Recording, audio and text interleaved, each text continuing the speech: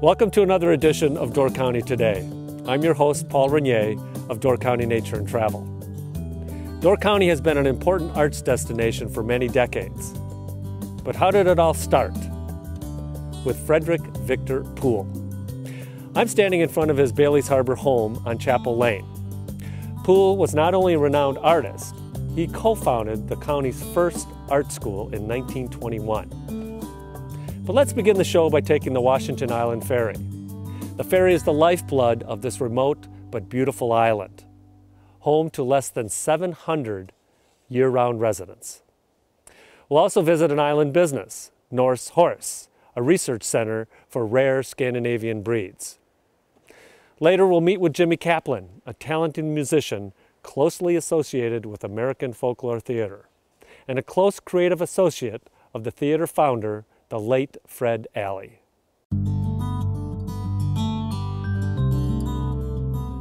Modern-day ferry transportation, similar to what we have today, really began in the middle 1920s.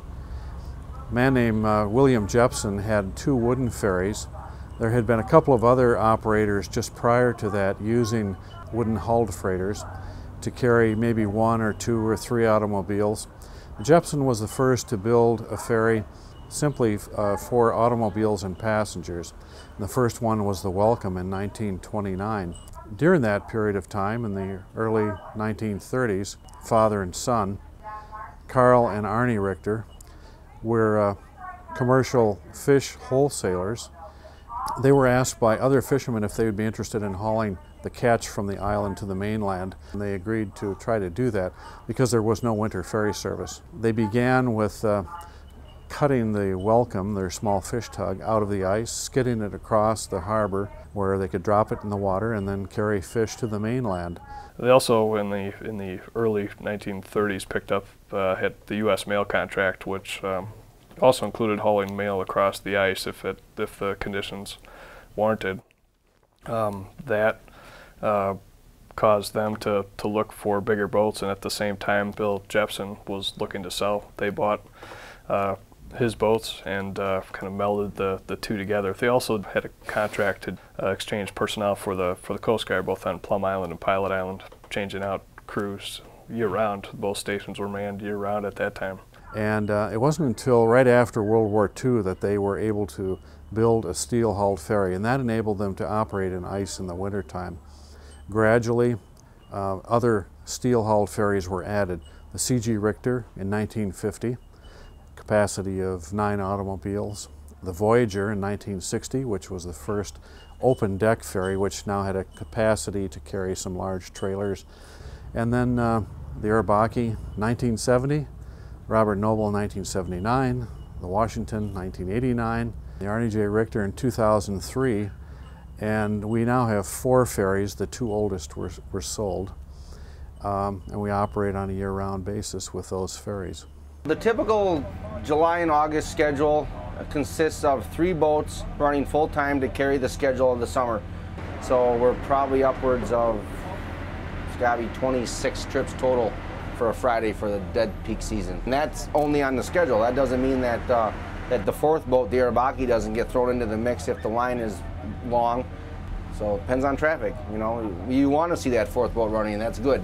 That means there's people wanting to come up here. So what do we got on here right now? 48 passengers, 48 adults, 8 children, 16 vehicles, 1 trailer, 13 bicycles, and a bicycle trailer. So that's a pretty typical load. Our ferries make 3,000, 3,500 round trips a year. 25 round trips per day right now in summer because of tourism and the need to get a lot of commodities and people and vehicles back and forth. That gradually reduces in the fall to the point we're down to 2 round trips per day in the winter, which is really for essentials. Our island population then is just over 700 people. So it's mail, UPS, FedEx, building materials.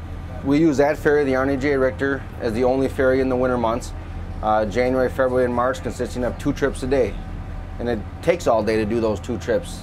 Washington Island, you know, along with Rock Island, Detroit Island, and everywhere else, had very similar weather and climates, and the fishing was very similar to what Iceland is, and that's why they came here. And that's why the one ferry is named Eyrarbakki. It's the name of a village on the shore of Iceland where the settlers came from. So the Árni Richter named it Eyrarbakki in honor of the heritage. There is a bow and a stern. They do look like a box, but there's a bow and a stern, and of course the rudders are on one end, so they need to maneuver, so they're headed out the channel. The pilot is looking forward, except when we get to the opposite shore, and it depends how the traffic was loaded, but then we'll back that ferry in and unload, discharge the traffic, load up again, and then when we get to the island, then they, in theory, shouldn't have to turn again. But it'll depend. I mean, they're all versatile, and all the captains are able to do this. And you spin the boat around and back it in, and it's just part of the routine. And there's touchdown. We just leave her clutched in, push against the dock with the propellers and the engines, and unload and reload, and we got about 13 minutes to do all that and get out of here. So it's a very high-pressure day when you're trying to maintain a schedule. It's not uncommon to have 80, 90, 100 people on a boat, 20 cars, bicycles, mopeds, and to get here, unload all that, and reload, and get out of here in 15 minutes. You're humping. The island has many different facets to it, and I think we who work here realize how important the ferry service is to the rest of the island, and we take that responsibility very seriously.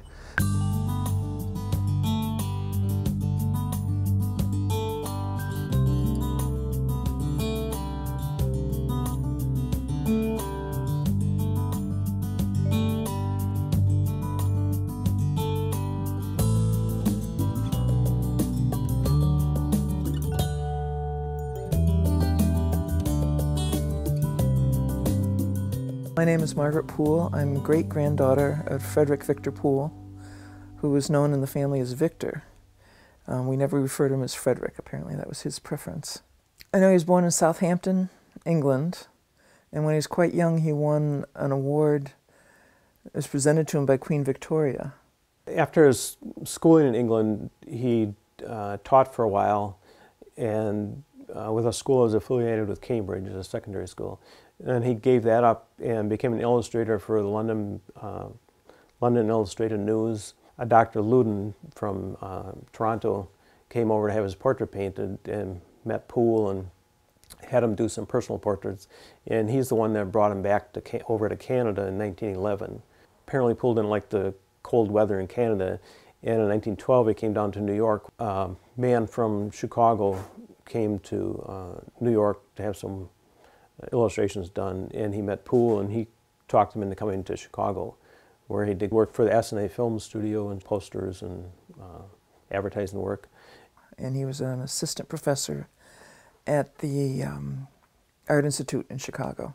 That's where he met DeForest Shook, who already was, I guess, coming up to Bailey's Harbor on vacations and that. And eventually the Art Institute asked them to start a school, an art school in Bailey's Harbor for disabled veterans who were attending the Art Institute. I understand that it was federally funded, and it was mostly for what they called in those days shell-shocked veterans from the First World War. So it was mostly young men, and they camped out, or if it was married couples, they'd stay at the hotel down on what's now Frogtown Road. They became an important part of the Bailey's Harbor summer scene. They took part in baseball games, they went to the dances, they always had a float in the 4th of July parade. I think it was quite a big addition to Bailey's Harbor back in those days. And eventually both he and Shook bought property on the little lane off of Frogtown there. And the art school went on for a few years, and I don't really know why it just petered out, I suppose, maybe over time. But they both kept coming back. My great-grandparents put together a log cabin on the land in Bailey's Harbor from some old pioneer barns.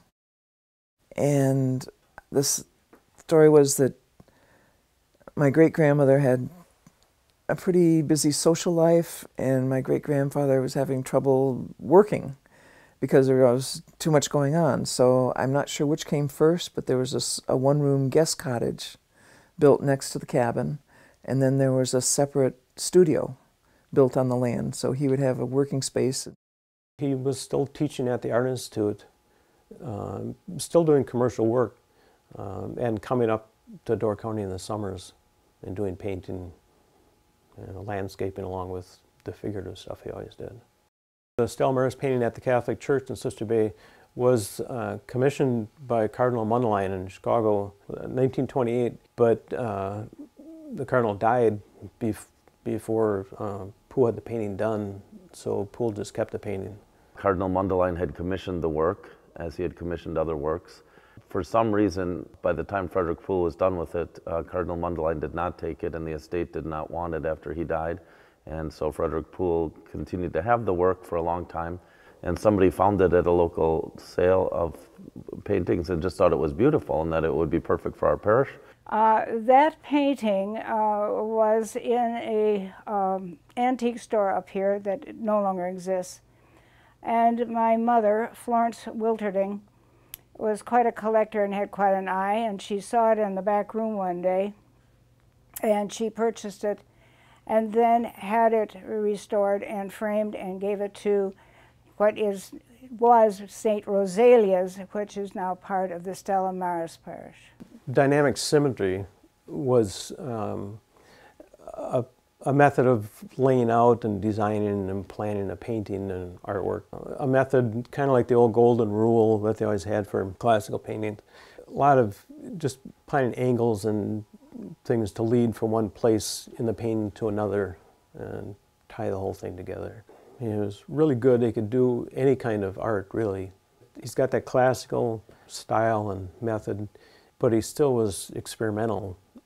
He'd try all kinds of different things. And he'd get into fantasy art too. And a lot of the stuff that he did was that way. They might have been for illustrations for books and things, but they still always had that kind of, fantasy feel. Both my grandparents and my great-grandparents are buried here in Bailey's Harbor, even though my great-grandparents and my grandfather were from England originally, and my grandmother was from Canada. But this is where they all wanted to be at the end of their lives.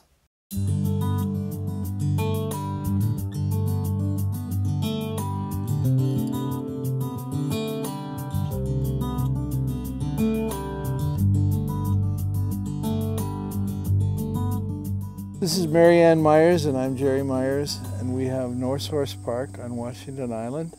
Norse Horse Park is a Scandinavian heritage animal farm, and we focus on heritage vegetables, heritage chickens, heritage sheep, and heritage horses. Norwegian fjords are a pretty ancient breed, at least 4,000 years old. And one of their characteristics is this black stripe down their back, which continues all the way down their tail.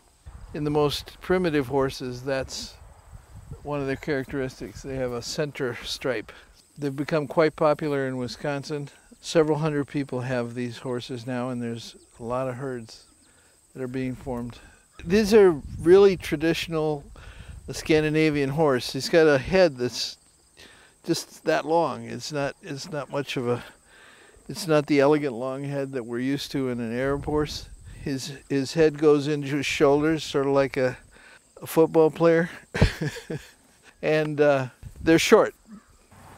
The Scandinavian countries developed warm bloods so they could put their king on them or their military. Didn't want to put them on little ponies, so they crossbred them with the Mediterranean horse to get this height and long neck and powerful. This one happens to be a Swedish warm blood. He's got the crown of Sweden here and with the S on it, and that means he meets the standard for Swedish warm blood. These two are Icelandic. They come from the same stallion. Got them in a farm in Iowa. In Iceland, this is the only horse that you'll find. They don't allow any horses to be imported into the country. The Icelandics are noted for their special gait called the tolt. It's a rapid pace when the rider does not bounce on the back. It's a very smooth ride. Adults ride them. They have great stamina. You can ride them for a long time and they don't wear out. They're used to rough terrain, so they're great on trail rides. When the Vikings came to Iceland They discovered an empty island. There were no people, there were no horses, and the Vikings, of course, came with their boats, which they could carry horses in.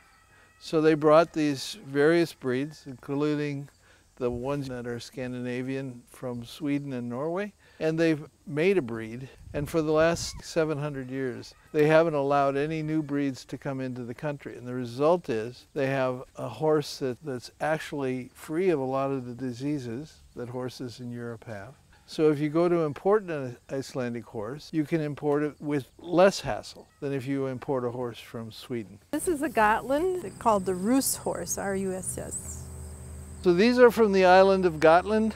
These horses are an even older breed than that first horse. These are at least 5,000 years old. But there's island ponies throughout the Scandinavian world.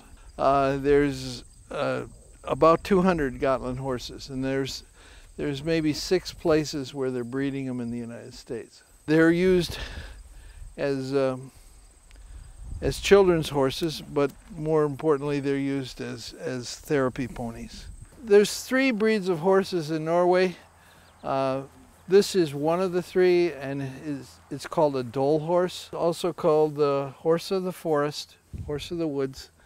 And basically that's because they're used for harvesting wood in Norway. It's the most common breed in Norway. It's a light draft, similar to the fjord. However, it's rare in the United States. Right now there are only 6 dole horses in the United States, and Tara's one. We grow a garden, we call it Freya's Garden, goddess of agriculture. We do this organically and try to maintain the diversity in the vegetables and fruits. We are vendors of Seed Saver seeds, whose mission it is to preserve heritage vegetables. And twice a week we have farmer market, and we sell vegetables to people on the island. We have our sheep sheared in the spring, and then the processing, doing the carding and the spinning of the wool. We also sell raw wool here and have samples of the various Scandinavian breeds of wool. Diversity among Scandinavian animals is largely what we're about. The horses are dramatic and exciting, and the sheep are interesting, and we have chickens and ducks as well from Scandinavia. And this is the notion that these breeds are important to preserve, even though they're not common and they don't serve all the purposes that everyone has for these animals. For us, they're worth noting and paying attention to.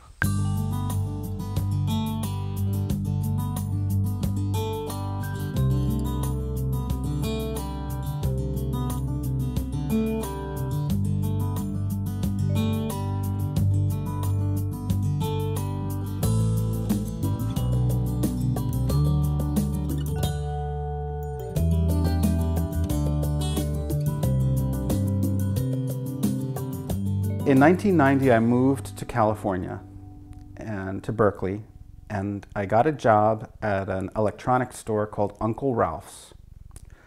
And when I was hired there, the manager, Timothy O Hagin, said to me, "You know, you remind me of a guy who I think you're going to like," and he was talking about Fred Alley.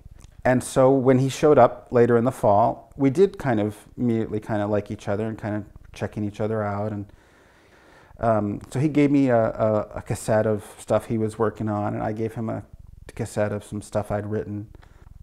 Sometime in the next year after that, he was going to write a new show for AFT, and he asked me to write music with him. So Fishing for the Moon was the first completely original show that he wrote, and I wrote the music with him. And the next summer they hired me to be a piano player, which they'd never had before. I believe it was $215 a week, and I had to bring my own digital piano. But that show was Belgians in Heaven, which turned out to be a huge hit. I think that was really the first kind of crazy hit that AFT had. So it was a great summer, and it kind of sowed the seeds for them offering me a full-time job as their manager, which I did in '95. When I realized that I had somehow found my way to the only theater I'd ever heard of that does outdoor, original musicals, it was I felt pretty lucky. It's like Rodgers and Hammerstein. When you get two people together, one of them is a brilliant writer and the other one is a brilliant composer, that's a tremendous combination. And between Fred Alley and Jimmy Kaplan, they're the heart of the American Folklore Theater's musical backbone. A bunch of naked lumberjacks chopping down trees. A bunch of naked lumberjacks.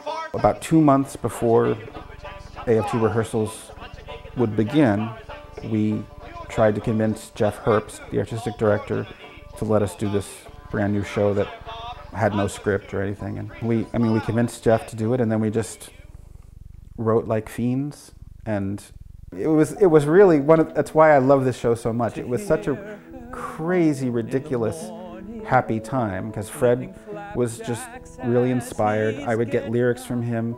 I'd pull out the guitar and write it and give it back to Fred. And to be honest, we probably had about 80% of a show when we went into rehearsal. It took us a while to kind of figure out the ending, but it was just a crazy, wonderful time. In the year 2000, we had the opportunity to revisit it.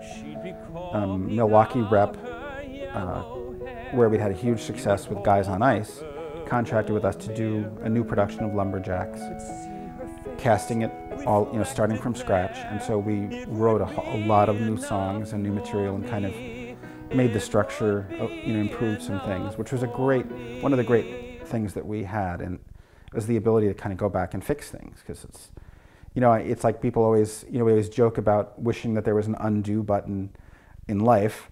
And it was like, we really had that opportunity to kind of like, well, let's see if we can make this better. We did a show, Guys on Ice, a couple years ago at the Rep that was extremely successful, and we're really thrilled that this one has been so successful, and it's fun to be in Milwaukee. And you wrote the music for it? I write the music and Fred writes the lyrics and book.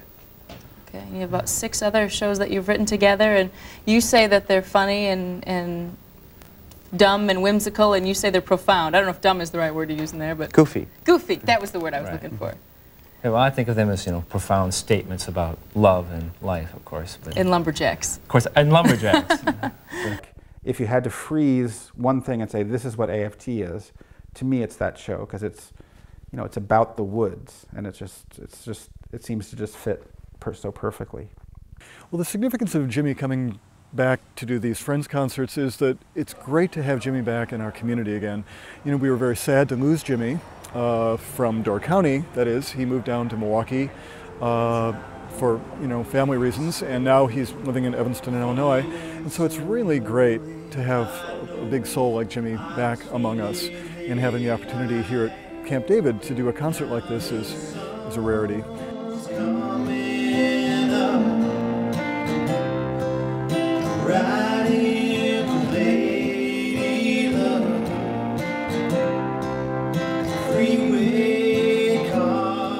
I wonder where I would go if I could go anywhere. I guess a lot depends on what happens in the next few years. I know that I would like to write more shows. I would love to have another show that people loved as much as Guys on Ice. But you have to kind of get all the pieces together and finding the right collaborators.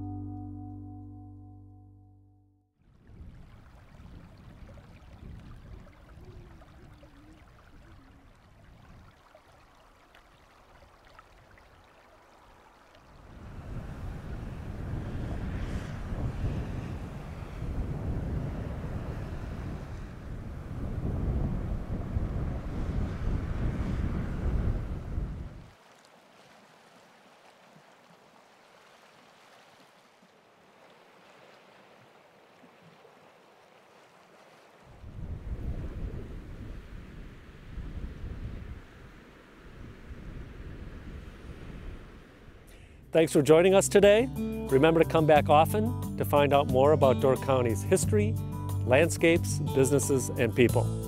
I'm Paul Renier for Door County Today. See you next time.